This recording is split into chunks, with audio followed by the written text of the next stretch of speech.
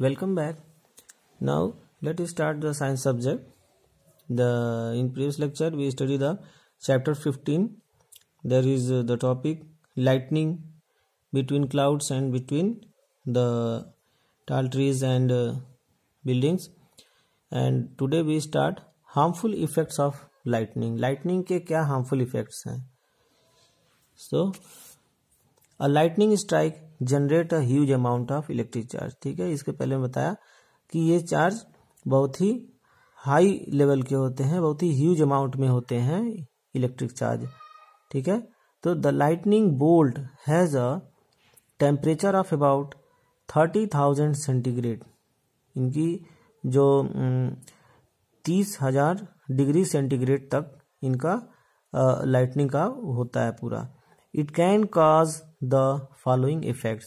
First, it can cause fire and shatter buildings, resulting in a lot of destruction and damage to the property. ठीक है, ये बिजली जहाँ गिरती है क्लाउड वाली, तो ये पूरा डैमेज कर देते हैं जहाँ पे ये गिरेंगे अर्थ पे. It can burn trees and cause fire. ठीक है ना, कोई ट्री होगा तो उसको बर्न कर देंगे. फॉरेस्ट में फायर कॉज करते हैं. It injuries और sometimes even kills animals and human beings instantly. ठीक है, तो जैसा कि इनकी इस इलेक्ट्रिक का इतना ज़्यादा ह्यूज अमाउंट होता है, इतना ज़्यादा पावर होता है कि ये पूरा डैमेज कर देते हैं जहाँ पे गिरते हैं. चाहे वो एनिमल हो, ह्यूमन हो, कोई भी हो, वो किल भी हो सकता है. Now next topic is lightning conductor. Lightning conductor. What is lightning conductor? See, a lightning conductor is a device that is fixed on a top of tall buildings to protect them from damage due to the lightning. ठीक है, ये lightning conductor एक ऐसा device होता है कि जो किसी टाल बिल्डिंग पे फिक्स करते हैं to protect them from damage. ठीक है ना, क्लाउड से जो लाइट निकलती है लाइटनिंग, तो उस लाइटनिंग के डैमेज से बचने के लिए, प्रोटेक्ट करने के लिए ये लाइटनिंग कंडक्टर लगाते हैं, जैसा फिगर में आप देख रहे हैं. See the figure 15.15. फिगर से समझ में आएगा. ये टाल बिल्डिंग है, ठीक, और यहाँ पे एक इंड्यूस चार्ज ऑफ स्पाइक यहाँ पे एक लगा हुआ है.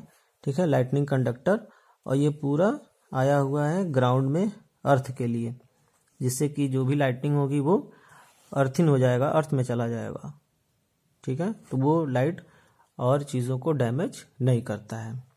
It consist of a long lightning rod of iron और copper with number of sharp spike. इसमें आयरन और कॉपर का ये पूरा एक रॉड होता है जिसमें कि कई सारे स्पाइक्स निकले रहते हैं. This rod runs from the top to the bottom, और ये पूरा टॉप से लेके बॉटम तक अर्थ में पूरा इसमें दिया रहता है, लगा देते हैं पूरा अर्थ में.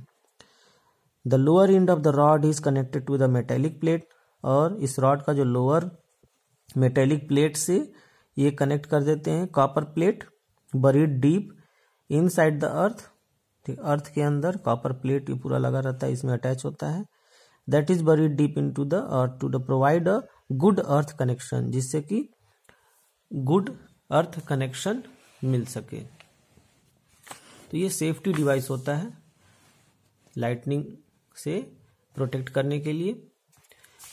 Now when lightning strike the lightning conductor provides an easy path for the charge to pass through then.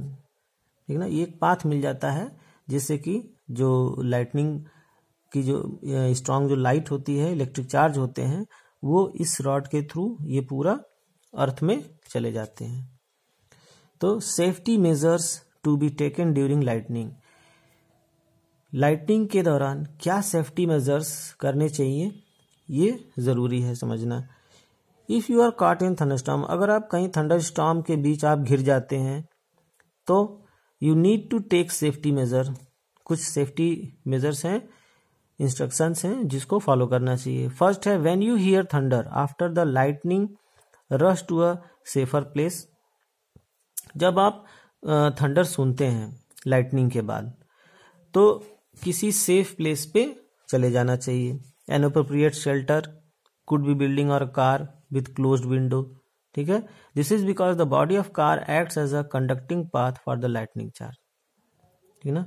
Car जो है एक्ट्स करता है एक तरह से कंडक्टिंग पाथ की तरह जो लाइटनिंग चार्ज होता है। Do not lie flat on the ground, ground पे फ्लैट नहीं होना चाहिए। Do not take shelter under a trees, trees का शेल्टर नहीं लेना चाहिए क्योंकि ट्रीज भी गुड कंडक्टर की तरह काम करने लगते हैं और पूरा चार्ज ट्री में आ जाएगा क्लाउड का। If you are in a group of people stay about 15 feet away from the another, ठीक है। 15 फीट की दूरी पे होना चाहिए कोई भी पीपल्स को। Stay away from all types of water bodies, किसी भी वाटर बॉडीज से दूर होना चाहिए because water is an excellent conductor, you know that water जो है एक्सीलेंट कंडक्टर होता है।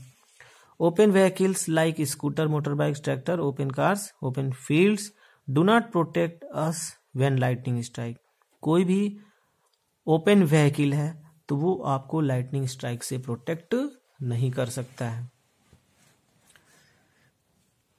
Now quickly come down from elevated place, किसी एलिवेटेड ऊंचे प्लेस से नीचे आ जाना चाहिए, डाउन हो जाना चाहिए। From the top of hill, summit of mountain, roof top building, ठीक है, नीचे आ जाना चाहिए वहां से।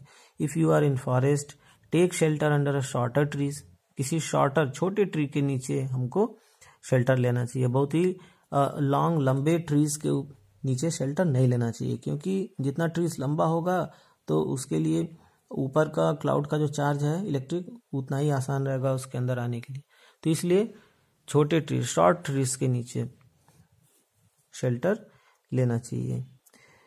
And if you are in forest appear as small as you can by crouching on your knees on the ground, जैसा figure में आप देख रहे हैं।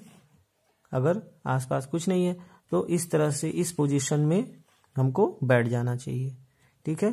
Place your hands on the your knees with your head between the hands, this position will make you smallest target to be।